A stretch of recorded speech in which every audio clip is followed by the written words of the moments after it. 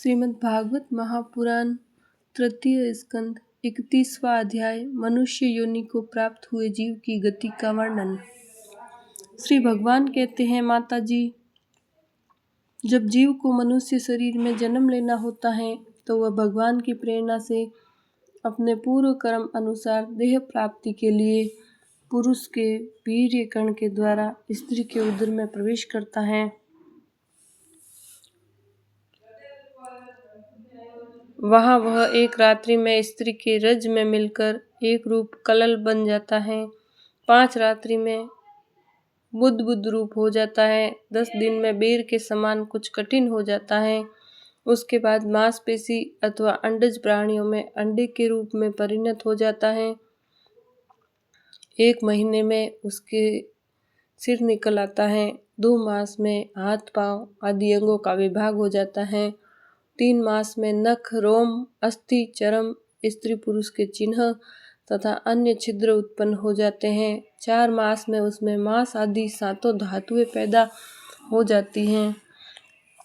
5वें महीने में भूख प्यास लगने लगती है।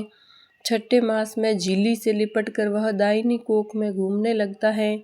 उस समय माता के खाए हुए अन्न जल आदि से उसकी सब धातुएं पुष्ट होने लगती हैं और वह कृमि आदि जंतुओं के उत्पत्ति स्थान उस जघन्य मलमूत्र के गड्ढे में पड़ा रहता है।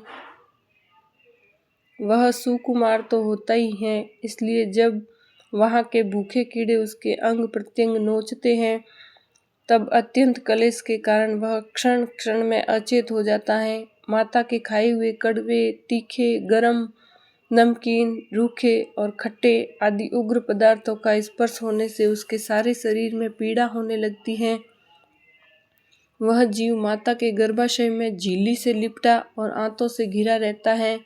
उसका सिर पेट की और तथा पीठ और गर्दन कुंडलाकार मुड़े रहते हैं। वह पिंजड़े में बंद पक्षी के समान पराधीन एवं अंगों को हिलाने डुलाने में भी असमर्थ रहता है। इसी समय अदृष्ट की प्रेरणा से उसे स्मरण शक्ति प्राप्त होती है। तब अपने सैकड़ों जन्मों के कर्म याद आ जाते हैं और वह बेचैन हो जाता है तथा उसका दम घुटने लगता है। ऐसी अवस्था में उसे क्या शांति मिल सकती है। 7वां महीना आरंभ होने पर उसमें ज्ञान शक्ति का भी उन्मेष हो जाता है, परंतु प्रसूति वायु से चलायमान रहने के कारण वह उसी उदर में उत्पन्न हुए विष्टा के कीड़ों के समान एक स्थान पर नहीं रह सकता।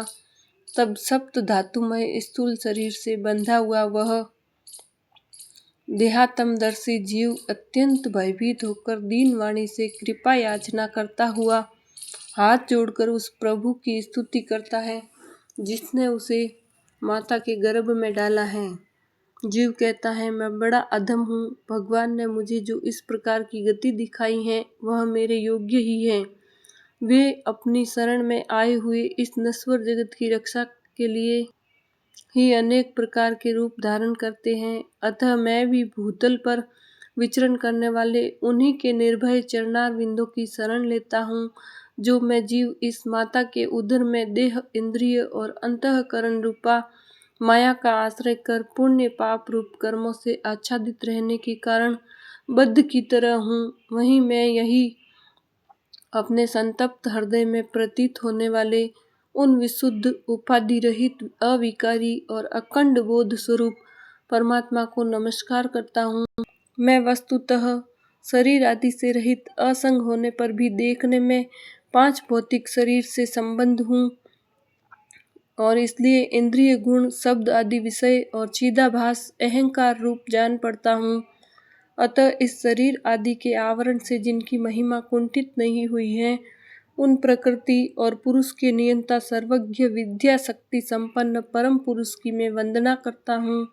उन्हीं की माया से अपने स्वरूप की स्मृति नष्ट हो जाने के कारण यह जीव अनेक प्रकार के सत्व आदि गुण और कर्म के बंधन से युक्त इस संसार मार्ग में तरह तरह के कष्ट झेलता हुआ भटकता रहता है। अतः उन परम पुरुष परमात्मा की कृपा के बिना और किस युक्ति से इसे अपने स्वरूप का ज्ञान हो सकता है। मुझे जो यह त्रैकालिक ज्ञान हुआ है, यह भी उनके सिवा और किसने दिया है। क्योंकि स्थावर जंगम समस्त प्राणियों में एकमात्र वे ही तो अंतर्यामी रूप अंश से विद्यमान है। अतः जीव रूप कर्म जनित पदवी का अनुवर्तन करने वाले हम अपने त्रिविध तापों की शांति के लिए उन्हीं का भजन करते हैं। भगवान, यह देहधारी जीव दूसरी माता के देह के उदर के भीतर मल मूत्र और रुधिर के कुएं में गिरा हुआ है। उसकी जठराग्नि से इसका शरीर अत्यंत संतप्त हो रहा है। उससे निकलने की इच्छा करता हुआ यह अपने महीने गिन रहा है। भगवान, अब इस दिन को यहाँ से कब निकाला जाएगा? स्वामिन, आप बड़े दयालु हैं। आप जैसे उदार प्रभु ने ही इस 10 मास के जीव को ऐसा उत्कृष्ट ज्ञान दिया है। दीनबंधु, इस अपने किए हुए उपकार से ही आप संपन्न हो, क्योंकि आपको हाथ जोड़ने के सिवा आपके इस उपकार का बदला तो कोई दे भी क्या सकता है। प्रभु, संसार के ये पशु पक्षी आदि अन्य जीव तो अपनी मूढ़ बुद्धि के अनुसार अपने शरीर में होने वाले सुख दुख आदि का ही अनुभव करते हैं, किंतु मैं तो आपकी कृपा से सम दम आदि साधन संपन्न शरीर से युक्त हुआ हूँ। अतः आपकी दी हुई विवेकवती बुद्धि से आप पुराण पुरुष को अपने शरीर के बाहर और भीतर अहंकार के आश्रयभूत आत्मा की भांति प्रत्यक्ष अनुभव करता हूँ। भगवान, इस अत्यंत दुख से भरे हुए गर्भाशय में यद्यपि मैं बड़े कष्ट से रह रहा हूँ, तो भी इससे बाहर निकलकर संसार में अंधकूप में गिरने की मुझे बिल्कुल इच्छा नहीं है, क्योंकि उसमें जाने वाले जीव को आपकी माया घेर लेती है, जिसके कारण उसकी शरीर में अहम बुद्धि हो जाती है और उसके परिणाम में उसे फिर इस संसार चक्र में ही पड़ना होता है। अतः मैं व्याकुलता को छोड़कर हृदय में श्री विष्णु भगवान के चरणों को स्थापित कर अपनी बुद्धि की सहायता से ही अपने को बहुत शीघ्र इस संसार रूप समुद्र के पार लगा दूंगा, जिससे मुझे अनेक प्रकार के दोषों से युक्त यह संसार दुख फिर न प्राप्त हो। कपिल देव जी कहते हैं, माता, वह 10 महीने का जीव गर्भ में ही जब इस प्रकार विवेक संपन्न होकर भगवान की स्तुति करता है, तब उस अधोमुख बालक को प्रसव काल की वायु तत्काल बाहर आने के लिए धकेलती है। उसके सहसा ठेलने पर वह बालक अत्यंत व्याकुल हो नीचे सिर करके बड़े कष्ट से बाहर निकलता है। उस समय उसके श्वास की गति रुक जाती है और पूर्व स्मृति नष्ट हो जाती है। पृथ्वी पर माता के रुधिर और मूत्र में पड़ा हुआ वह बालक विष्ठा के कीड़े के समान छटपटाता है। उसका गर्भवास का सारा ज्ञान नष्ट हो जाता है और वह विपरीत गति देह अभिमान का अज्ञान दशा को प्राप्त होकर बार बार जोर जोर से रोता है। फिर जो लोग उसका अभिप्राय नहीं समझ सकते, उनके द्वारा उसका पालन पोषण होता है। ऐसी अवस्था में उसे जो प्रतिकूलता प्राप्त होती है, उसका निषेध करने की शक्ति भी उसमें नहीं होती। जब उस जीव को शिशु अवस्था में मैली कुचैली खाट पर सुला दिया जाता है, जिसमें खटमल आदि स्वेदक जीव चिपटे रहते हैं, तब उसमें शरीर को खुजलाने, उठाने अथवा करवट बदलने की भी सामर्थ्य न होने के कारण वह बड़ा कष्ट पाता है।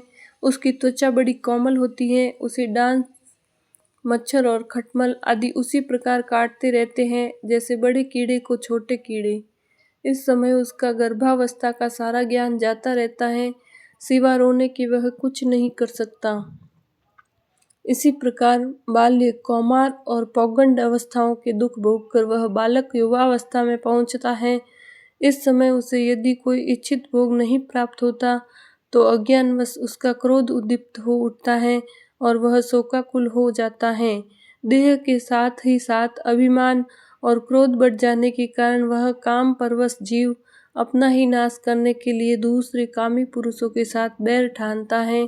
खोटी बुद्धि वाला वह अज्ञानी जीव पंचभूतों से रचे हुए इस देह में मिथ्या विनिवेश के कारण निरंतर मैं मेरेपन का अभिमान करने लगता है, जो शरीर इसे वृद्धावस्था आदि अनेक प्रकार के कष्ट ही देता है तथा अविद्या और कर्म के सूत्र से बंधा रहने के कारण सदा इसके पीछे लगा रहता है।